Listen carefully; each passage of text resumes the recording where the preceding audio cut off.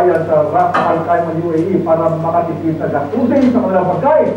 Sama-sama silang nangingilaw ng isla kapag kapi ang tubig dagat doon. May palit ang binalitin, Magulong Ram. Nagagaling na sa maghapong pagtatrabaho ang grupong ito. Heto naman sila ngayon at mangingilaw daw ng isdang kanilang maiuulam. Nila, ito ang paraan nila para makatipid sa pang-araw-araw na gastusin sa pagkain. Gano'n kaya madalas makakuha ng ano? Ng maraming Ngayon, dagat, sa panahon ng buwan, pagkapi ka nito, yun ang timing. malaking bagay na kahit pa paano ano rin kami ng pagkain. Pagkakatipid ng konti.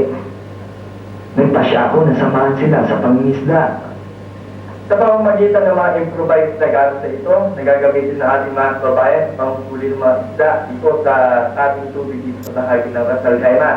Kasamahan sila, dito na natin kung makakakuha sila ng maraming isda o ano pang yaman dagat.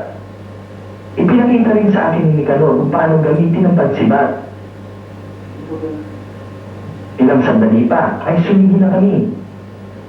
Flashlight lang ang liwanag namin. Hindi maganda tuto sa pagtuwag ang mga kababayan natin ng alimasag na kumakawag pa. Maging danggit ay sariwang sariwa. At pusit.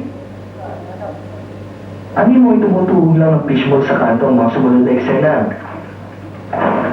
Kumulang 2 oras ay nakahuli ang grupo ng ganito kadaming yaman dagat. Basta masipag at matagala ang nila ay hindi ka uwing luwaan. Pinapakita lang ito na sadyang mapamara ng mga Pinoy.